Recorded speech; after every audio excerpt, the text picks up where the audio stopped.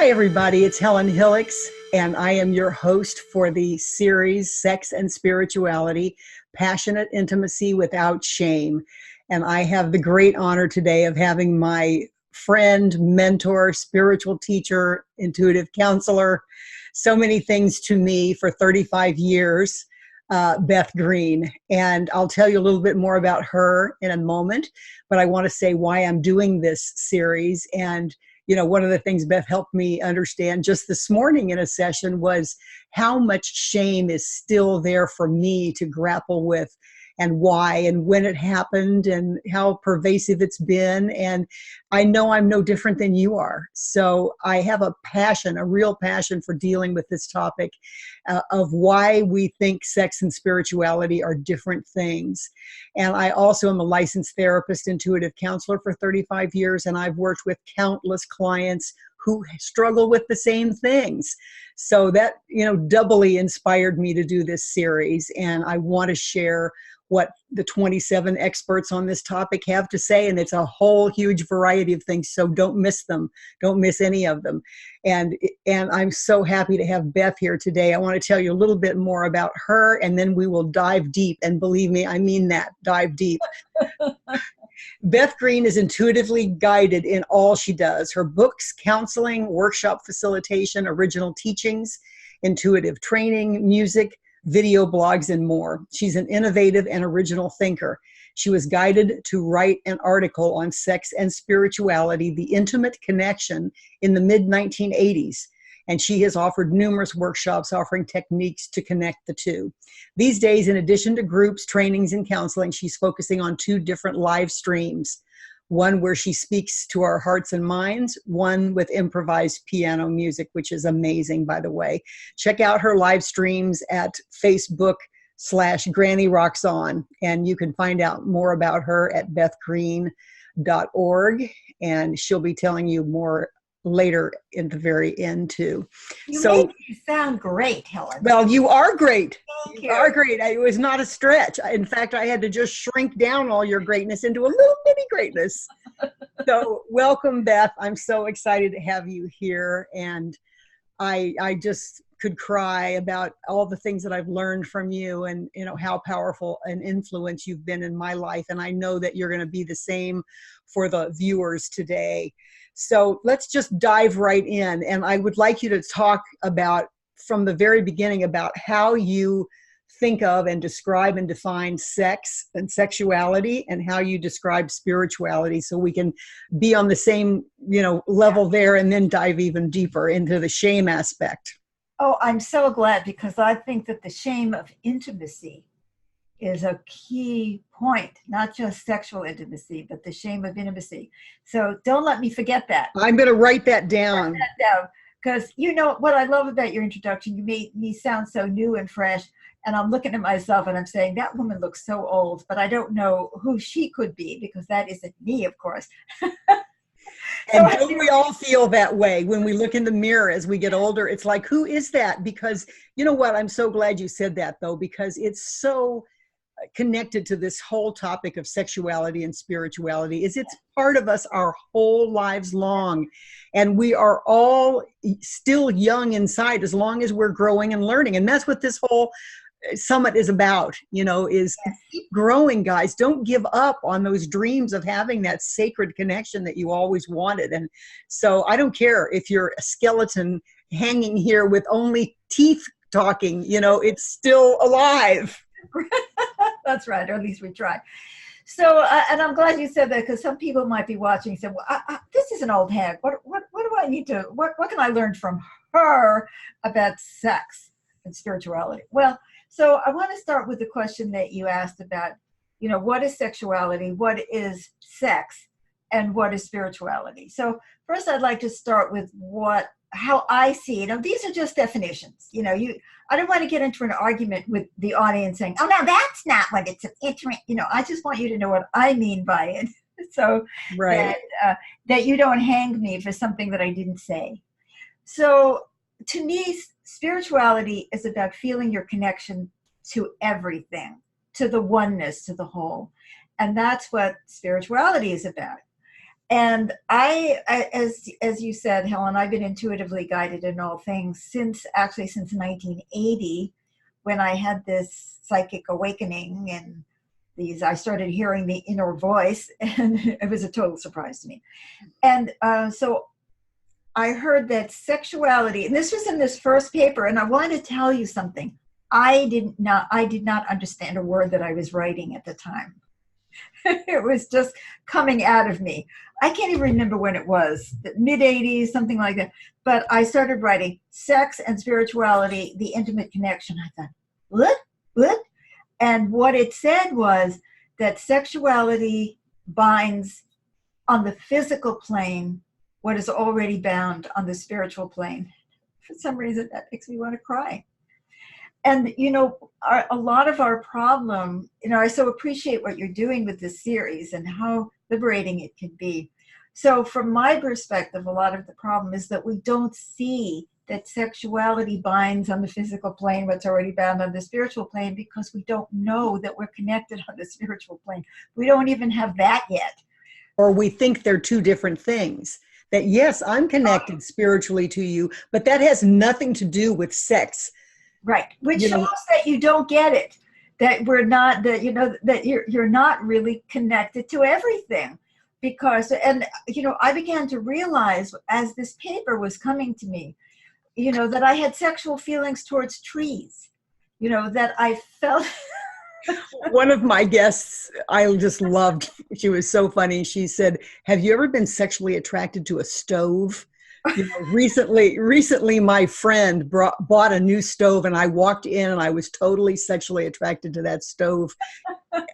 So I love what you're saying. I mean, it's totally connected to, if we are connected, if the two are connected, then we can be attracted to everything. Exactly. And what a great feeling. Well, exactly. And you see, this goes, see, I'm already going off topic, but but this goes so much to our craziness around gender identification. It's like, I'm heterosexual, you're homosexual, you're trans, you're non-binary, you're blah, blah, blah, blah. It's like, are you kidding? We are already bound to everything and everybody on the spiritual plane. And the physical manifestation of that is what I have been taught to think of as sexuality. And that is very much in the body, but the body is very connected to every other aspect of ourselves, our minds, our spirits, and so on. So you can't say that, oh, well, this is in my body, but not in my spirit, because I am also one. I'm not only connected spiritually to the all, but I am connected to the whole of myself. Now, sex is the problem. What I mean by that is that we've gotten like sex is this narrow thing. It's an act. It's an action. It's an action verb. Or actually, the way we talk about it is almost like a noun, that we have it. It's an object. I have sex. Right? You're like, I have genital contact, period. Right. And so we have sex, and that is usually referring to something that is genital. Now, even if you're not genitally engaged, you, in terms of, oh, well, I didn't have sex with him because we only had a blowjob in the back of the car, right? That's been a joke forever, right? That people try to say that they're not being sexual because they didn't have intercourse. Right. They didn't. That is the only thing that is sex. It's just crazy. Anyway, go ahead. So, but usually I would probably say when you're having sex, there is some genital involvement on the feeling level, even if you're not doing anything with it, And usually the guy is obviously doing something, something is happening on the physical plane, and for women as well, right? So, or, dribbling or whatever. So sex is unfortunately sort of reduced in so many people's minds to an action rather than an experience. You said many, many years ago that there are two forces in the universe, the force of sexuality, which is the energy of connection in all of its manifestations, and the energy of violence, which is the energy of separation in all of its manifestations. And so if what you're saying really goes along with that anything that is really the energy of separation is the reminder that we're connected and attracted to everything. And it doesn't mean you're going to have intercourse with it. Exactly. But it really allows us to feel that aliveness, that connection, which is so deep in us. The need for connection is so deep in us. The connection to the universe. For some people, it's a religious experience, a connection to God or the saints, or it can be the river. I mean, it can be anything, but you just feel like, I'm not alone in the universe. And so much of what sexuality is there for is to bind on the physical plane what is already bound on the spiritual plane, which means we are desperate. To be honest, we feel so alone. I do. I mean, that violence, that we see so that violence and sexuality so out of balance. And that's a whole other conversation about how to balance violence and sexuality so things don't implode or explode. But it is so painful to us how out of balance that is, and how alone and isolated we are, and how much we have become afraid of one another as well. And we can't connect. We're afraid to connect. So all of this is getting in the way of our natural, intrinsic sexuality. And when we have those labels that sexuality is about sex, from the time we're little, that's the way we see it. Is he getting any? Is she getting any? Is she giving him any? That kind of really crude stuff. It's like, what are you going to feel? It's an alienation from the spiritual being that you really are. And it kind of contaminates everything about our sexuality. Well, and I think of when I think of that, I think about pornography and how it alienates people from other people because they're really separating themselves from a live person in order to engage in that fantasy world. Do you believe that those people too who are addicted to pornography or heavily into it, whether you believe in the addiction aspect or not, do you believe that they're actually seeking connection as well? Absolutely.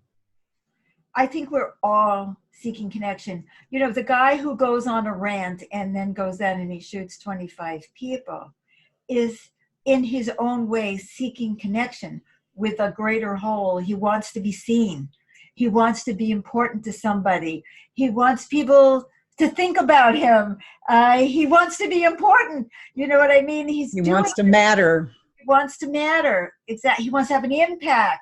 If he really didn't want that, he would be sitting like a hermit on top of the mountain. And I think hermits are probably people who've been too damaged by their relationships with others to even risk trying to have a relationship with anybody.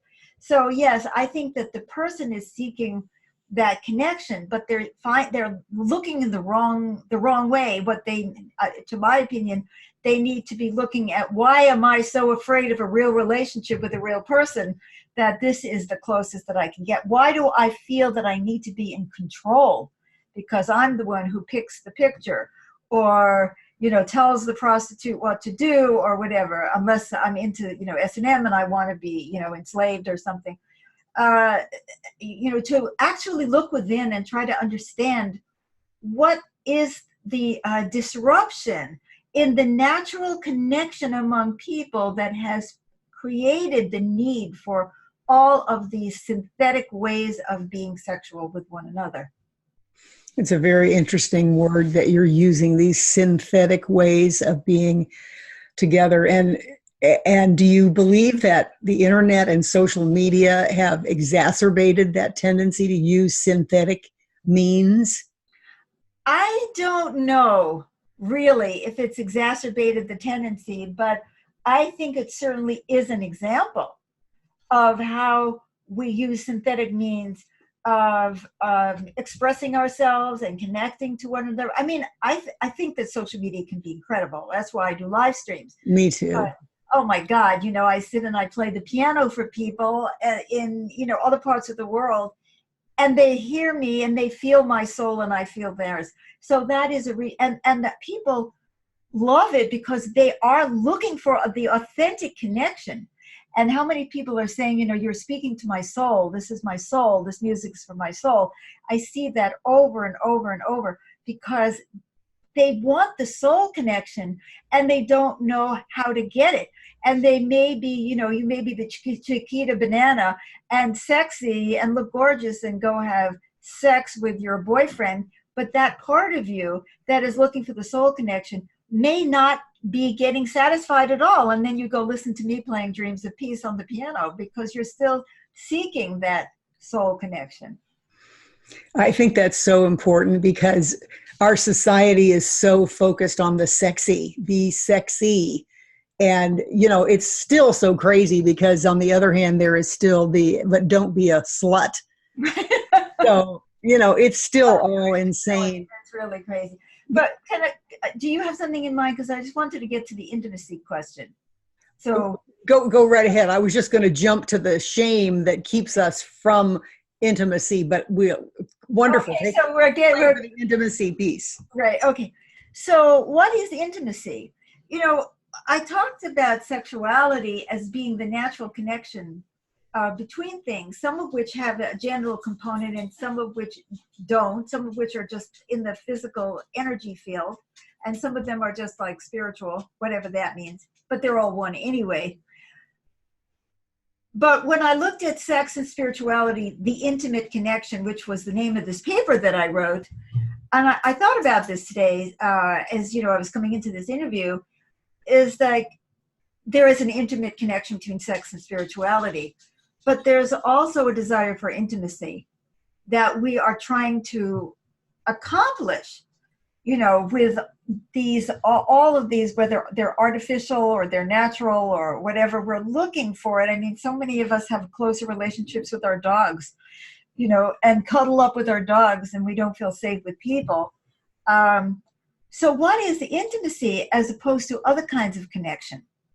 So I think that may bring us a little bit into your shame question, which is that there are different boundaries that we have in society. Like in our society, it's normal and okay to shake hands. And more, it's becoming normal and okay to hug, including among men. 40, 50 years ago, yes, I'm 74. So if you're wondering, means I've seen a lot change, right? And a lot that hasn't. But, I met Brazilians, and the men are busy hugging each other all the time. They didn't have the thin white woman, which I've turned out to be. What can I say? But it's by nature. It's not by design. So anyway, that warmth, that sensuality, which is of course the other side of it. It's the taste of, not that I've eaten one in 100 years, of a plum or something. I can't eat those things. But like, there's a sensuality, that there's something about our senses which can connect us more deeply to ourselves, which is still spirituality. Because it's still connecting us to ourselves and one another. In this case, I'm connecting to the plum, right? And I'm doing it through my senses, just like there's a joy in seeing something beautiful, a piece of art or a smile or listening to music. To me, you just fill up your senses and you're feeling connected to everything. And that is so fabulous and divine. And it's through the body. I love that. So there's the sensuality of it. Now, our society has, not been terribly, supportive of sensuality. That's true. I mean, if you look back in the Victorian era and the women with the clothes, I mean, it's horrible, right? Just horrible. So hopefully there's been a little bit of improvement in that respect. So there have been socially acceptable forms of connecting, which we do, But then there are those forms of connection where you really need to have the specific permission, agreement, and mutuality. So you don't go around touching the genitals of everybody on the street, no matter how much you think that, oh, that person is so attractive to me. I feel my heart and spirit coming out to them. May I, take your genitals in my hand today? So I think that there's, we realize that there is something that becomes more intense the more genital we become in that connection. Now, for some of us, age really does reduce that hormonal something or other, or illness. Like in my case, it's been illness over long periods of time. So I don't really have the energy that I once had, the sexual energy. And for me, it's been a blessing not to have it anymore, I have to tell you, because it got me in so much trouble. Because nobody taught me about sex and spirituality when I was 20 years old.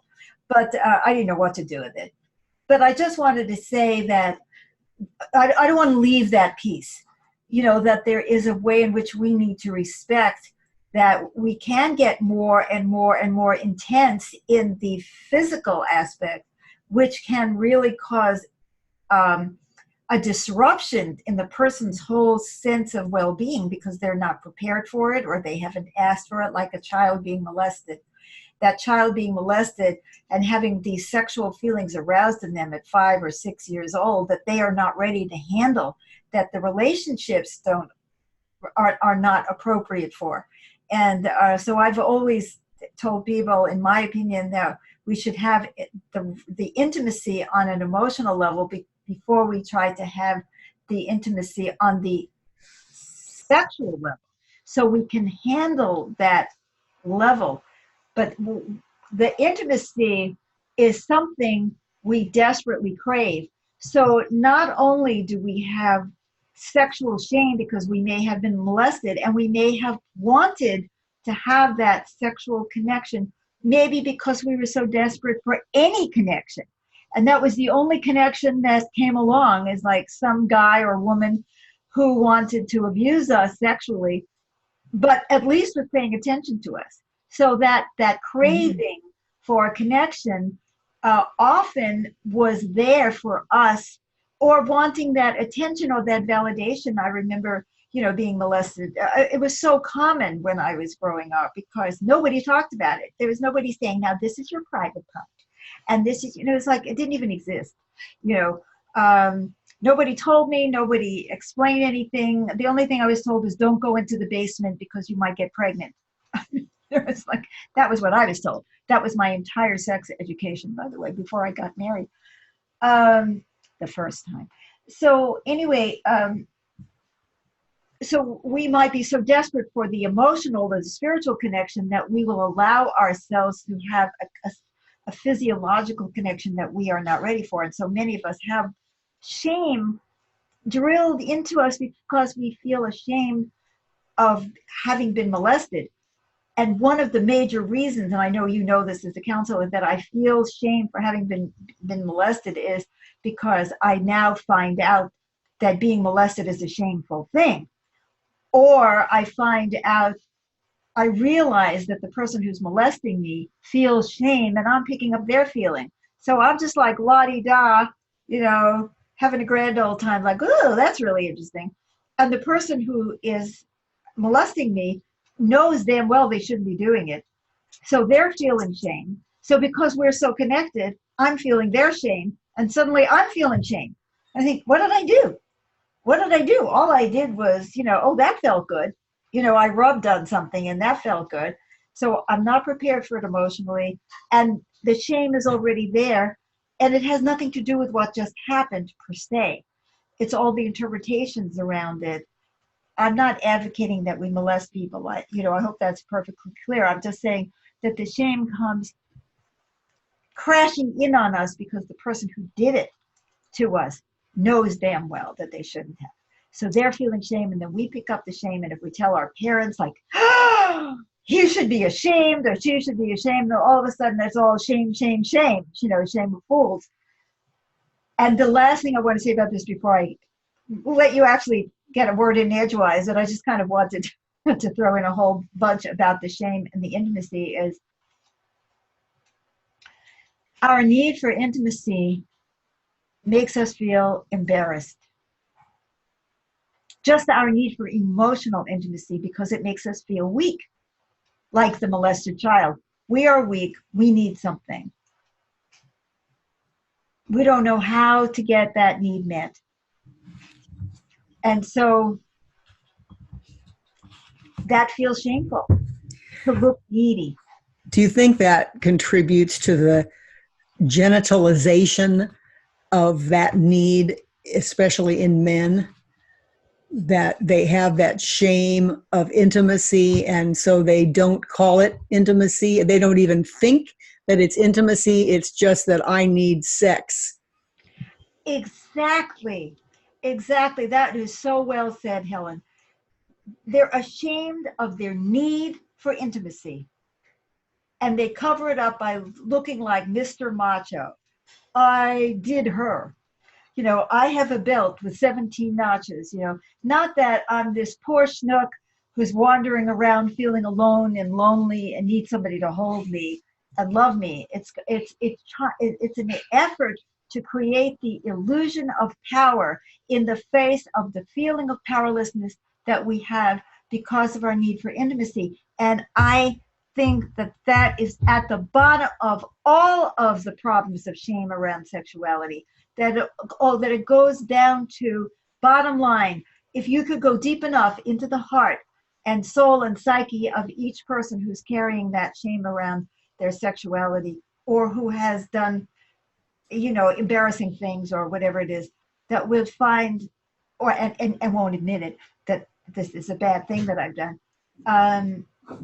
It's that vulnerability that they have and their shame of being exposed as weak. And it's not just men. No, I know it's not just men. I definitely have had that myself in especially my younger years, but even still, I struggle sometimes to be vulnerable. And the whole, I don't know if you know who Brene Brown is, but she is hugely popular right now, talking about that, the need to be vulnerable. I think that what Brene Brown is really talking about is that we don't want to acknowledge how much we need intimacy. And so we cover that up with I don't need you. I don't need to be vulnerable. I don't need to show you how much I need you. It's very interesting that you're saying that. And I have to say, I'm thrilled to have somebody talking about it from some perspective. Oh, good. Oh, good. Yes, in fact, isn't it interesting that right after sex, often the two people disconnect? It used to be the cigarette. Yeah. Or, oh, my cell phone, or something, or gee, I have to go to work. It's something where, because you've been so obviously needy, and you see what makes it even worse, because I love that we're talking about this and that you're bringing this up, Helen, because if we are being, quote, sexual with another person, we need them. Right. If we are being sexual with pornography, we don't have to admit that we need that person. We don't have to, if we are using a prostitute, we can play at games of pretending that we're needy, but the real level at which we're needy is not part of the equation, because we're paying that person to service us. So that person has to do it. So it doesn't have that feeling of like, I have to expose to you that I need you. So I need intimacy, definitely. I need spirituality, connection, definitely. And I need you, which means that you really do have power over me. Right. Because you can cut me off while you're busy cutting me off because you're afraid that I'm going to cut you off. Exactly. You're cutting me off because you're afraid I'm going to cut you off. I mean, isn't that the truth? You're rejecting me because you're afraid I'm going to reject you. I mean, it's all so twisted and unconscious. That's the painful part of it to me, is how unconscious it is, how the most simple and obvious thing of we are desperate for connection and intimacy is covered up and projected onto these other behaviors. That's right.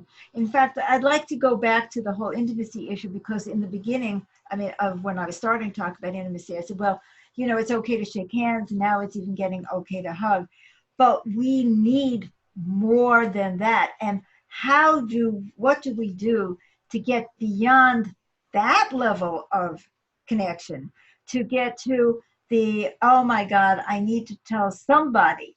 So people will sometimes spill their guts on Facebook. I mean, people write to me. I'm sure you've had this experience too, telling me their problems. Mm-hmm. Uh, they're completely anonymous, or I see their faces, but there's a place that they can go to talk about how they feel. So again, we're seeing that desperate need for intimacy where I can just unburden myself to speak and to say what's in my heart. So it's the intimacy of touch that is like goes beyond the boundaries that we experience in our everyday life, where we walk around in our clothes and our high heels and whatever it is, our suits. You know, we get on the subway, or we're in our cars as isolated beings going from one event to another, right? And then we sit at our typewriters, or we're in the factory and Typewriters. oh, that's right. People don't use typewriters anymore. Computers. Okay, it showed. So, yeah, we sit at our computers, or we're standing in the factory at our position doing our thing, and then we get back into our car, you know, and then we talk at lunch, or we go have a drink with our friends. We go to have a drink with our friends, then we go, oh, that was so funny, and we touch them. You know, have you ever noticed how people, when they're drinking, you know, like touch more than they would if they were back at the office? And, oh, that's so funny. Put your head in somebody's, you know, and it's all a cry for, get me out of this straitjacket. I am in a straitjacket. My whole life is a straitjacket. And then I go home to my apartment or my house, and then of course I feel completely shut down and cut off, and I've been needing to shut myself down all day because I need to be able to live in a silo in order to be able to tolerate this life, you know. And then I go have a drink to relax, or I snort, or whatever I do, eat, having a sensual experience with a cupcake rather than with a person, you know, or I have the thrill of the race that I'm a gambler, you know. It's just all these experiences. I'm looking for something to get me out of the straitjacket because I feel dead inside. You know, I've got to feel something, and then I've got to, you know, how should I say this politely? Am I allowed to say anything on this? You know, then I'm supposed to suddenly be amorous with whoever my mate is. I've been in a straitjacket all day. I'm in a mental straitjacket. I'm all imploded, all with my anguish and upsets and frustrations, especially at them. And then I'm supposed to just be, woo, woo, bring it on, honey. You know, and this is my chance to finally be touched emotionally, spiritually, physically. Here's my chance. Where is it over? You know, was that my chance? Did that come and go? You know, no pun intended. Right. And or I'm so busy trying to make the person, my partner, feel like appreciated and valued, and it's more work, and I'm still in the straitjacket of my mind, and I'm not relaxed. And you know, one thing that I learned years ago is that the secret to good sex is relaxation. And this doesn't sound like we're very relaxed. No, and you know, the way you're describing it is like, ugh. You know, life is so painful and compartmentalized, and distinct separate roles that are completely disconnected. You know, I don't want our time to slip away, you know, without talking about, without segueing into the shame issue, which I think we're up to. Okay. Because unless do you have some other? No, this is fine. I thought in a way that we are talking about the shame. What we are ashamed of is our need for others. Oh, absolutely. Absolutely. What would you like to pursue on that? Well, no, I was just going to segue into, what I discovered in my session today, as we had talked earlier. I think one of the things that is the most fascinating about shame is that we don't really know when exactly we got brainwashed into it or impacted into it. So many people say, oh, well, my parents taught me sex was bad. Well, you probably learned that way, way, way sooner than you think. And that the thing that was fascinating to me about our session this morning was that it recalled a conversation that my parents had when I was 2 days old, of hearing my father wanting sex and my mother saying that he was an egotistical pig, who only cared about sex. And the reality was that he wanted reassurance that this second baby wasn't going to take her away from him. And it goes back to what you were saying before about do men in particular cover up their need for intimacy and reassurance with sex? Well, that's exactly what was happening there. And she was a more spiritual person, and I came to see her as, the higher one, because she had a higher calling, but she just needed reassurance too. Right, it's all pretend. Exactly, it's all pretend. So that difference between sex and spirituality is all pretend. It's all about the need to connect. Right, and instead of hierarchy. So yes. So I think we got to that there was something else lurking in there. Oh, when did you, the question was, you identified with her, like you're spiritual. Right. Then you could be pure, as we knew, because spiritual people are so pure, right? I'm not even going to get into how many spiritual people have molested, abused, and so on, right? Because it's so unreal. It's so unnatural. But when did you shift over into thinking of yourself as being on the other side, the sexual material girl? And that's when your shame really, because you knew that sex was shameful because bad people wanted sex, your father. But this was now it's you. So what we were going to look at is when that happened, and I would be delighted if we would spend the next few minutes exploring and finding out when that happened. Well, I think it happened when I was a teenager, maybe even earlier, because I felt that desire for intimacy, and I didn't know what to do with it in the spiritual realm. And, very early in life, my home was sexualized with a lot of joking and, a lot of, but it was in a fun way. There was a lot of joking going, and my mother was not fun.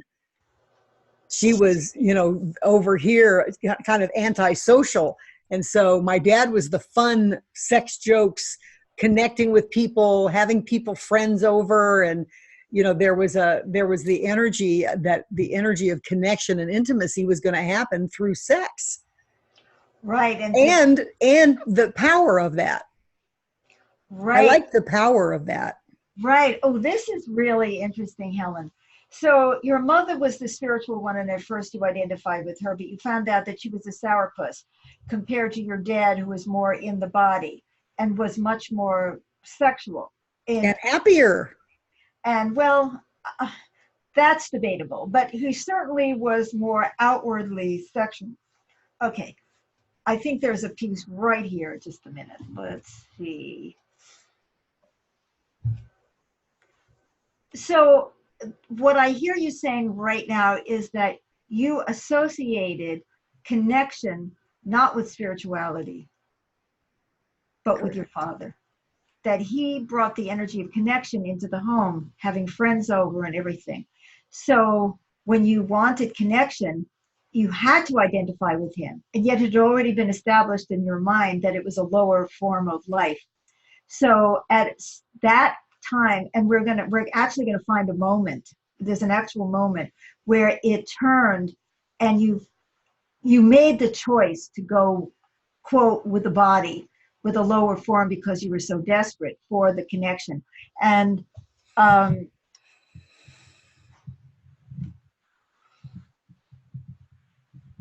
and also we begin to have sexual feelings as children do. I mean, genital feelings. A lot of children have genital feelings, and nobody tells them that that's spiritual. So you only have one place to look. Like, what am I going to do with these genital feelings? Well, obviously, I'm associated with my dad. But there's one moment that we're going to identify now, I hope. You're about 5 years old, and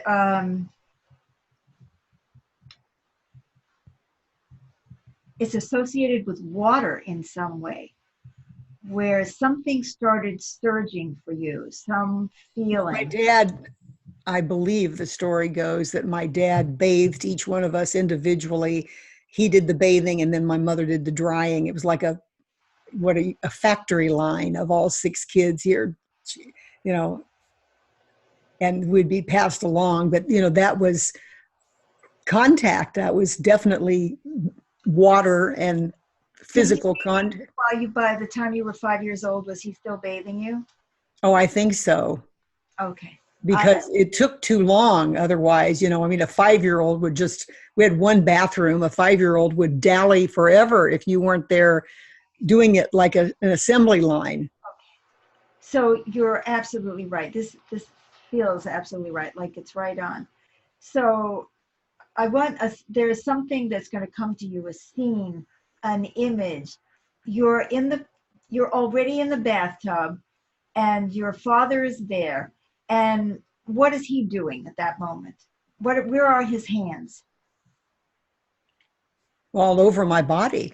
They're all over your body.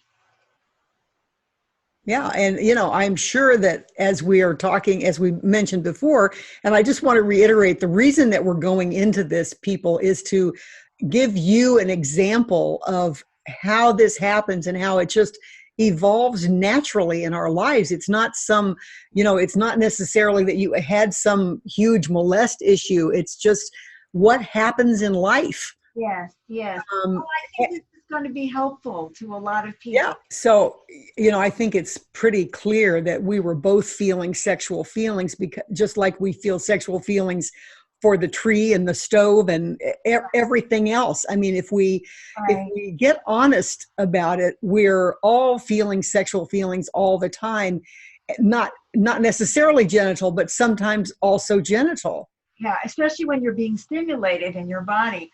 And, your father, being a careful man, he would not ever want to hurt you or molest you or anything like that. So he made sure that he had reined in anything of his own that might possibly go. It probably wasn't even conscious. He wouldn't need to, because it was just automatic. Right. But you felt that disconnect. You felt him pull away. And how did that make you feel? Well, it made me feel like there was something wrong with me. Yes. But I still liked the experience. Right. So now you're between a rock and a hard place, so to speak. Right. Because you don't want to go back to an asexual way of being, but having sexual feelings was going to make you vulnerable to a man, if you're with a man, who could pull away. So that was a critical piece in the development of your entire personality, because you decided that you could play with fire, but only if you were in charge. Right. And, that eliminated the possibility that I could relax, as you were saying, really relax into sexuality and enjoy the experience of it and feel the intimacy of it. And I indeed did not have orgasms until much later in life, when I started to feel safer with myself. But it's been a lifelong struggle, and really only got resolved with the integration and the realization from your teachings that sex and spirituality are one. It's like, then, God is here with me. It's like Oh, there, I yeah. was safe, finally safe, and could come home to that, the real sacred sexuality that I'd always longed for, the intimacy that I had always longed for, which is kind of bringing us full circle, is that's what we're looking for. And, my story is, even in this very intimate, vulnerable way that we're exposing here together, is just so common. It's like this kind of thing happens to everybody and we don't even know. That's right. How often is it that a parent uses a child as a way of having an intimate connection with somebody who's in a less powerful position than they are? Oh, daddy's little girl, or mama's boy, or daddy's boy, or, whatever it happens to be. And then if that adult suddenly starts to have a relationship with another adult, they drop you like a hot potato. I've seen this. I'm sure you've seen it too. Yeah. That all of a sudden, and they'll say, well, it's because it's not appropriate. Now you're 12. Or sometimes they do get scared because now you're 12 and now they think, oh, this is getting dangerous. There can be all kinds of reasons. There's the second marriage, and now you're sexually involved with another adult, and the child becomes a child again instead of a means of satisfying the parents' desperate need for intimacy, for someone to touch them on an emotional or physical level. And my heart goes out to the people who have molested, because they were also desperately looking for someone to touch them. Yeah. Or even because I've had that experience of being raped by somebody who was really needing somebody to touch them. Yeah, I want to wrap this up because we're already over time, but it's been such a powerful, powerful conversation. And I hope people are watching this to the very end and getting all the juice out of this fruit that they can, because it takes it to such a deep, deep level about the universality of the shame of the human existence and the shame of our desire for intimacy, and how that fuels this belief that sex and spirituality are different things. Wow. And so I just want to summarize that in saying that, it's whatever place you're in this process, get support so that you can unlock these old memories and heal them and move beyond them, so that our whole world can be healed. Because of course, if we are part of the oneness, if everyone is part of that oneness, then if you're still in pain, so am I. That's right. And let's all take one little step tonight, tomorrow, to say to somebody, oh, I'd like to have a more intimate relationship with you. And I mean, just let's talk. Let's just take that step outside the straitjacket. Or just do it. You're standing there at the laundromat and there's somebody next to you. Look at them. Look at them, talk to them. And believe it or not, this is going to bring you step by step by step into sacred sexuality with yourself, with the universe, with somebody else. Yeah. Yeah. Oh my God. A whole other topic for a whole other hour. So absolutely. So tell us about your free gift, which is an incredible free gift. Oh, my free gift is a book called Living with Reality. Who we are, what we could be, how to get there. And it's a big book. It's like 688 pages or something. And I am giving this away as a free ebook PDF file.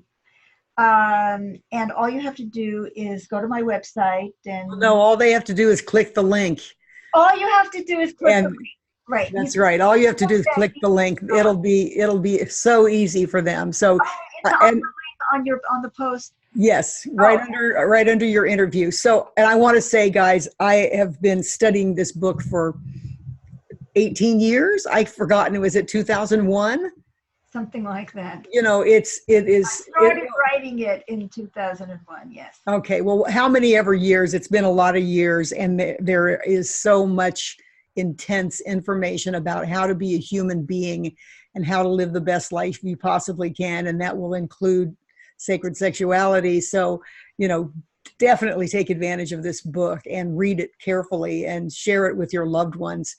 And how can people contact you? Oh, they can write to me at Beth Green, Beth, the color green, GREEN.org.